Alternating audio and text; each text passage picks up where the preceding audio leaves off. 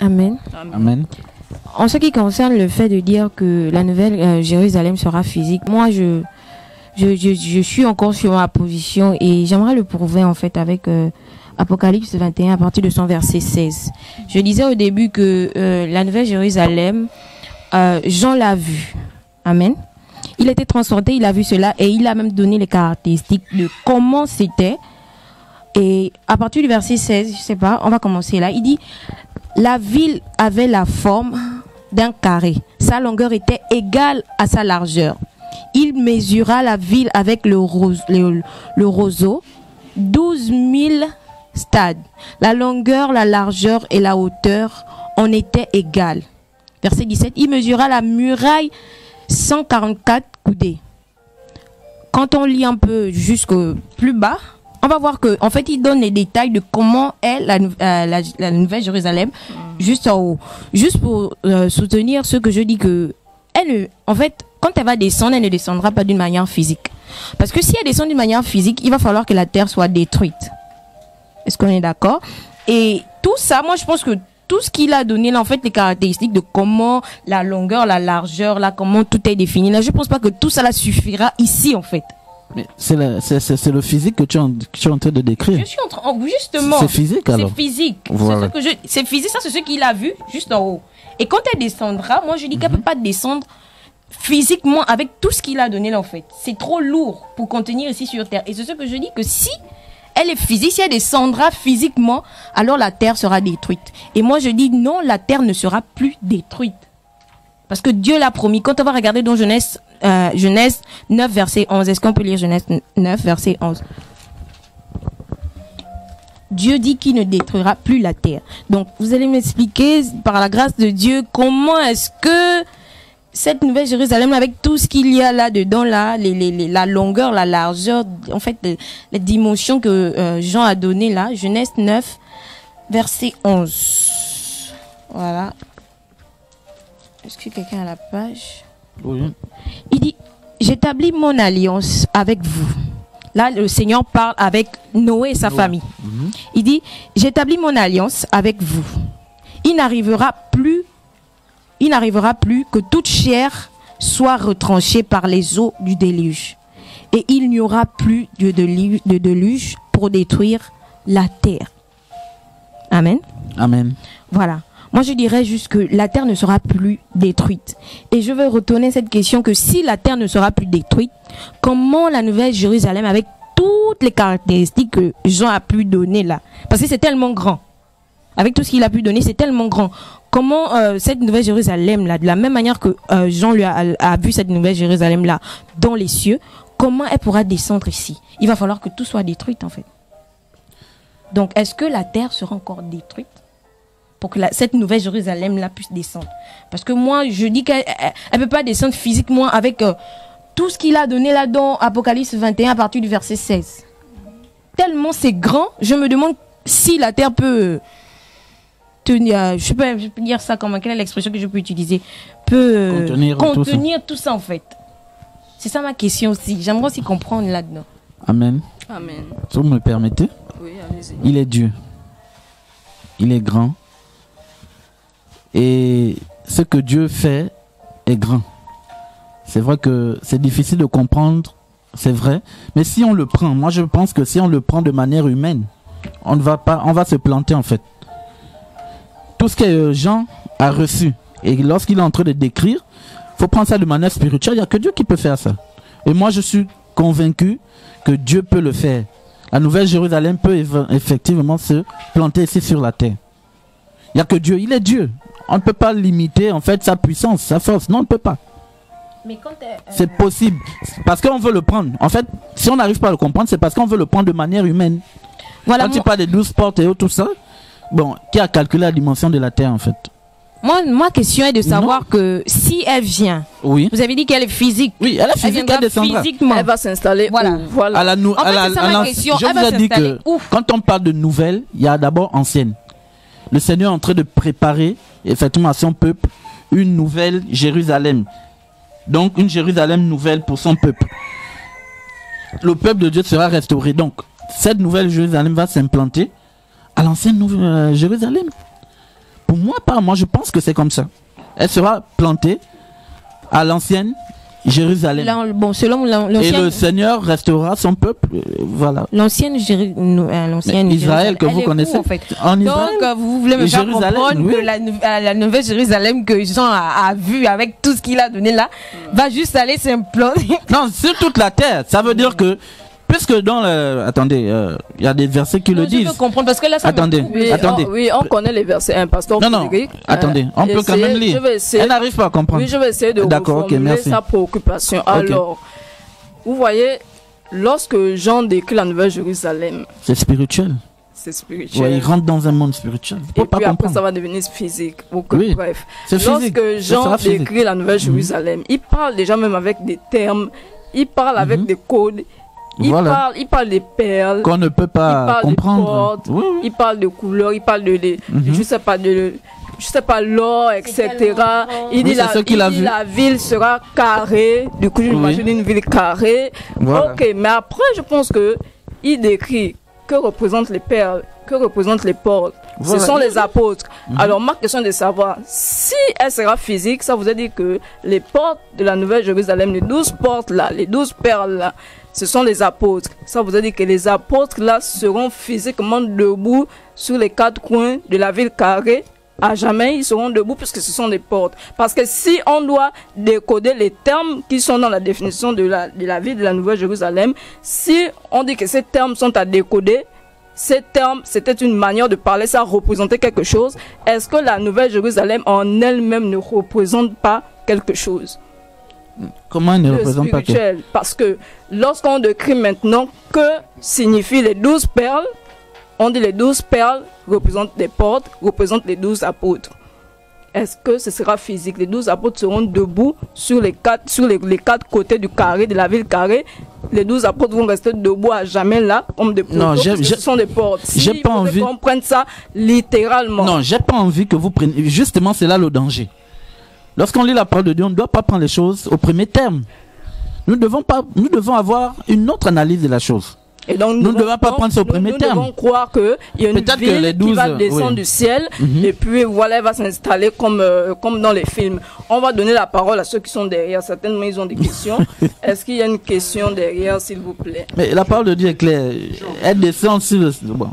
Avant que... Je pense que quelque part, il y a quelque chose que j'ai envie de souligner. J'ai vraiment envie de souligner parce que... il y a la servante de l'Éternel, Warren, qui disait que le monde, la terre et le ciel ne seront pas détruites. D'accord. Je veux aussi l'amener dans Apocalypse 20, à partir du verset 11, la Bible déclare. Puis j'ai vu un grand trône blanc. Et celui qui était assis,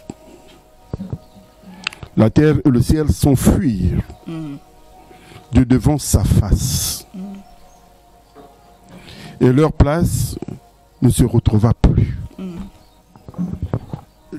Aujourd'hui, nous, quand on parle de la Nouvelle Jérusalem, quand on revoit le ciel et la terre, aujourd'hui, on a simplement envie de dire que il y a Satan qui règne en ce moment sur terre. J'essaie de l'expliquer comme ça. Aujourd'hui, Jésus va descendre. Quand on parle de la seconde venue de Jésus, il va descendre. Et quand il descendra, ce sera avec son église. Et quand il descendra, ce sera pour venir plus ou moins anéantir ses ennemis. Quand on parle de ses ennemis, c'est naturellement le diable qui est en train de régner ici-bas. Aujourd'hui, moi, quand je parle de la nouvelle terre, le nouveau ciel, ou le paradis, pour moi, le paradis, c'est où l'on vit dans la paix, dans la joie. Et donc, c'est la Nouvelle Jérusalem. Oui, justement. Pour moi, le paradis, c'est la Nouvelle Jérusalem. La Nouvelle Jérusalem. Finalement. C'est un nouveau ciel, c'est le nouveau ciel. Et ce qui est clair, c'est qu'aujourd'hui, moi, on peut tout me dire. Aujourd'hui, les prophéties ne sont pas là pour satisfaire les gens. Non. Mais ils sont là plutôt pour souligner que Dieu est souverain et qu'il est au contrôle de toutes choses. Il est au contrôle de toutes choses qui se passent. Aujourd'hui, nous, de manière humaine, on se pose des questions. On essaie de les voir de manière humaine. C'est vrai. Mais il ne faut pas oublier que Dieu, il est souverain. Et nous n'oublions pas que le ciel et la terre, aujourd'hui, ont été créés par lui. Pour lui. Aujourd'hui, ce ciel et la terre qui ont été créés par lui et pour lui. Aujourd'hui, quand il le voit souillé par le diable, il peut arriver à un moment donné qu'il décide de restaurer les choses. Et c'est ça, justement, qui va faire que la seconde venue de Jésus va restaurer ces choses.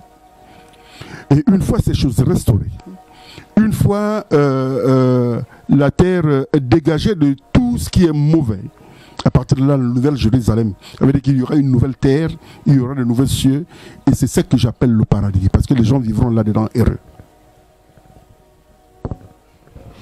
Amen. Ok, est-ce qu'il y a des questions derrière? Non, je peux vite encore un peu. Voilà, pour ajouter ce que le pasteur Julien disait, Christ sera roi sur la terre, ici. Et que lorsqu'il viendra, il viendra pour le jugement dernier. Lorsqu'on parle de jugement, il y a eu jugement, mais il y aura un jugement dernier. Il viendra pour ça. Voilà, pour tout ce monde-là, voilà, il y aura un jugement dernier. Maintenant, dans Apocalypse 20, comme disait pasteur Julien, au verset 11, puis je vis un grand trône blanc, et celui qui était assis dessus. La terre et le ciel s'enfuirent devant sa face, et il ne fut trouvé de place pour eux. Ça veut dire, tout simplement, que le grand trône blanc, ce sera le trône du Christ qui viendra, et il va diriger la terre. Mais ce sera aussi un temps de jugement dernier. Les deux événements, pour ma part, je pense qu'ils iront ensemble. Ok, est-ce qu'il y a une question derrière, s'il vous plaît? Merci. Le frère Julien, le micro. Shalom, peuple de Dieu. Shalom. Bon, ma question est la suivante. Si la nouvelle Jérusalem était sur terre, avec quels yeux la verrons-nous? Physique ou bien spirituel? Ok, le pasteur Frédéric a le micro. Et n'oublions pas que le temps... Vous êtes imparti? Oui. Mais vous savez, ce sont des sujets qu'on ne peut pas... Excusez-moi de beaucoup parler. Ce sont des sujets qu'on ne peut pas voler. Pour qu'on comprenne. Le Saint-Esprit ordonné. Bon, voilà, d'accord, ok. Nous la verrons avec des yeux physiques. Puisqu'elle va descendre. Nous la verrons. Pour ma part, hein, je pense que nous la verrons avec des yeux physiques. Voilà. C'est tout ce que je peux dire. J'ai encore une autre question. Oui, allez-y, posez toutes les questions. Lorsqu'elle serait sur terre, est-ce que c'est tout le monde qui la verra? Ça, c'est une très bonne question. Je disais tout à l'heure que... Ou bien il y a des individus bien précis. Oui, effectivement, il y a des individus bien précis qui la verront. Parce que lorsqu'on lit Apocalypse 21, à partir du verset 8, la parole de Dieu dit, mais pour les lâches, on peut même remonter un peu plus en avant, hein, au verset 7. Celui qui vaincra héritera ces choses. Je serai son Dieu et il sera mon fils. Verset 8. Mais pour les lâches, les incrédules, les abominables, les meurtriers, les impudiques, les enchanteurs, les idolâtres et tous les menteurs, leur part sera dans les temps ardents de feu et de soufre, ce qui est la seconde mort. Donc, qui verra la nouvelle Jérusalem? Qui sera résident de cette nouvelle Jérusalem? Ce sont ceux-là qui se sont réservés pour le Seigneur, ce sont ceux-là qui ont fait. Ça, lorsqu'on lit aussi, Apocalypse 21, verset 3, la parole de Dieu dit, et j'entendis du trône une forte voix qui disait, voici le tabernacle de Dieu avec les hommes. Il habitera avec eux, et ils seront son peuple, et Dieu lui-même sera avec eux.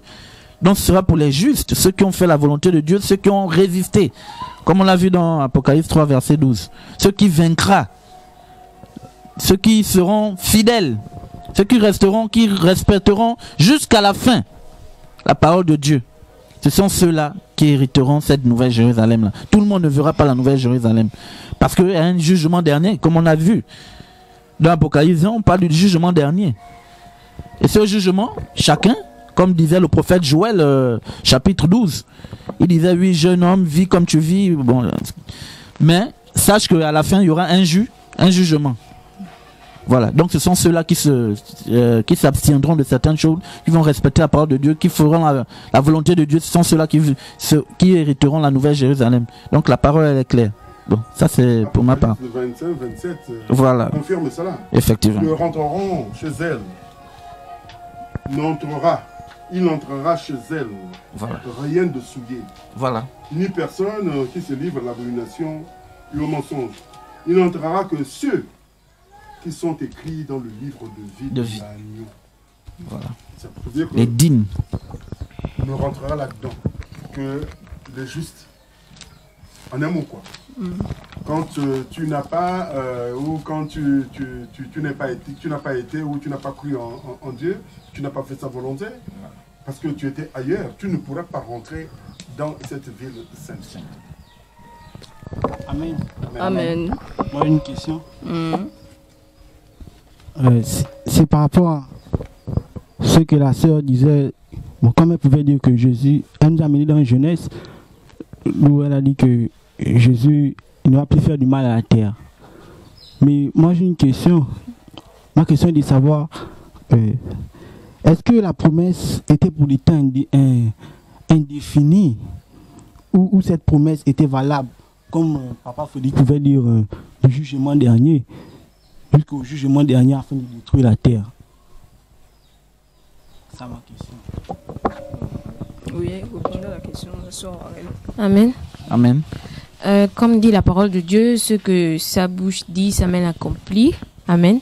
Il a dit à Noé et à ses fils que je ne détruirai plus la terre. Il a dit plus. Donc, il n'a pas, en fait, quand il a dit plus, c'est-à-dire, il ne le fera plus. Est-ce qu'on est d'accord? Quand il a jugé bon de détruire la terre au temps de Noé, c'est parce qu'il a vu qu'il y avait des choses mauvaises qui se faisaient. Et il a détruit la terre afin de pouvoir restaurer la terre. Et ensuite, il s'est rendu compte que, vu que je l'ai restaurée, en fait, je ne vais plus la détruire. En fait, c'est une promesse en fait, qu'il a faite à Noé et à ses enfants. Que maintenant, on a tissé une alliance. Soyez-en sûrs, je ne vais plus détruire la terre. Donc, en un mot, apparemment, je crois que Genèse 9:11 est clair. Le Seigneur ne va plus détruire la terre. Et c'est valable pour nos temps d'aujourd'hui. Je ne pense pas que le Seigneur va encore venir là afin de pouvoir détruire. C'est-à-dire, s'il détruit la terre, il va tous nous tuer. Comme il a fait au temps de Noé, il a détruit Sodome et Gomorrhe. Nous le savons tous. Tout a été détruit. Donc, juste pour te faire comprendre que Dieu ne va plus détruire la terre. Je m'appuie sur ce verset de Genèse 9:11. Voilà sur quoi je m'appuie. Amen. Si tu as encore une préoccupation, alors, tu peux demander. Vous avez encore une autre question? Il a détruit Gomorrhe. Ah, oui. J'ai. Oui, non. Ok, allez-y. C'est discutable. Si, il a détruit, ça c'est vrai. Voilà. Mais il a détruit pourquoi? Parce que justement, il y avait l'abomination sur cette terre. Bien sûr. Mais aujourd'hui, quand on regarde bien, quand il dit je ne peux plus détruire la terre, vous pensez que la terre entière, c'est des zones bien déterminées? Effectivement. Comme à l'époque, Sodome et Gomorrhe n'étaient pas des zones. Et puis en plus, quand on regarde bien, quand on lit la parole de Dieu, il y en a qui étaient là, qu'on a sauvés, simplement parce qu'ils étaient justes. C'est simplement pour dire qu'aujourd'hui, sur la terre, là, quand tu es mauvais, tu vas être détruit. Ça, c'est clair. Voilà pourquoi le jugement. Et ceux qui sont justes vont être retardés. Amen. Amen. Amen. Alors, moi, j'ai une question. On va revenir dans le sujet. Alors, la nouvelle Jérusalem physique, elle descend physiquement. Bon, je vais poser certaines questions qui me viennent là. Dans le livre de Joël, je pense Joël 2, on nous parle de, comment on appelle ça, le jour de la Pentecôte, je pense, lorsqu'on a reçu l'effusion du Saint-Esprit. Ces faits-là n'ont pas été vus physiquement. Amen. Alors, donc, quand Papa Julien disait tout à l'heure dans l'Apocalypse que le ciel et la terre vont s'enfuir, est-ce que c'est physiquement que le ciel et la terre vont s'enfuir? Amen. Amen. Lorsque le diable tente Jésus et il dit à Jésus dans Matthieu 4:8, il dit, le diable transporta encore une fois Jésus sur la montagne en esprit, merci. dans une montagne très élevée, lui montrait tous les royaumes du monde et leur gloire. Est-ce que c'était physique? Est-ce que sur la montagne où Jésus était avec le diable, il pouvait réellement, physiquement voir tous les royaumes et toute la gloire de la terre? Vous avez parlé du mont de Sion. Et Jean, lorsqu'il est transporté sur la montagne encore, une fois de plus, toujours la montagne, eh bien, il voit cette ville-là descendre. Ce n'était pas physiquement, c'était spirituel. Et lorsqu'il voit cette ville descendre, on suppose qu'elle descendait sur Jérusalem parce qu'on suppose qu'il était dans l'île de Patmos, mais on ne sait pas, il était sur quelle montagne, c'était quelle ville physique qu'il voyait sur laquelle Jérusalem devait descendre, on ne sait pas. Maintenant, en même temps, il dit que, ma question viendra à la fin, en même temps, il dit que je ne vois pas de temple dans cette ville. Il ne voit pas de temple parce qu'il dit que Dieu est lui-même son temple. Amen. Et il dit également l'agneau également. Amen. Et nous savons tous que dans les évangiles, dans les épîtres, nous sommes maintenant le temple de Dieu et nous faisons un avec Dieu. Et Jésus nous a dit que celui qui vaincra sera, je pense, un pilier, il fera de nous un pilier dans le temple de son Dieu. Amen. Oui, Apocalypse, je ne pense pas que ce soit physique, on ne sera pas des poteaux. Et lorsque Jean dit qu'il ne voit pas le temple dans cette ville, mais quand il a reçu cette prophétie, le temple de Jérusalem existe encore. Amen. Voici ma question. Est-ce que Dieu peut donner une même prophétie à deux hommes différents et des siècles passés? Parce que Ésaïe a reçu cette prophétie-là. Oui, effectivement. Amen. Ésaïe a reçu cette prophétie. Alors, Jésus, il vient sur la terre. Il n'a pas accompli cette prophétie, alors qu'il dit qu'il est venu pour accomplir ce que disent les psaumes et les prophètes et la loi de Moïse sur lui. Donc, on suppose que Jésus n'a pas accompli cette prophétie-là. Amen. Et voilà pourquoi Dieu a encore donné la même prophétie à Jean. Alors moi, j'aimerais savoir, est-ce que Dieu a remis la même prophétie à Jean? Est-ce que la Nouvelle Jérusalem est futuriste? Ou lorsque Jean reçoit cette prophétie-là, c'était simplement pour nous montrer l'accomplissement de cette prophétie au temps de Jésus? En d'autres termes, j'ai envie de savoir si la Nouvelle Jérusalem n'est-elle pas déjà descendue. Par conséquent, si elle est descendue, elle est spirituelle. Voilà. Dire que la Nouvelle Jérusalem est déjà descendue, moi, pour ma part, je ne pense pas qu'elle est descendue. Voilà. C'est une prophétie futuriste. C'est comme je disais tout à l'heure, le jugement dernier. Il n'a pas encore eu lieu. Il y a eu jugement, oui, c'est vrai, comme on a vu à l'enseignement dernier. Dans Ésaïe 61, le Seigneur est venu pour la première partie, mais il y aura une seconde partie où il reviendra. Voilà. Donc, pour ma part, lorsque Jean, vous avez dit tout à l'heure que Jean 21, verset 22, Jean a dit « Je ne vis point de temple dans la ville ». Ça veut dire tout simplement que c'est une vision qu'il a eu, une prophétie, une vision qu'il a eue. Le Seigneur le transportait dans cette vision-là. Et dans cette vision, il a vu effectivement que le temple va être détruit. C'était une manière pour lui de nous dire que le temple va être détruit. Voilà pourquoi. Parce que quand on parle de futur, le Seigneur te montre la prophétie, c'est quoi? C'est des choses futures. Alors que le temple est déjà détruit.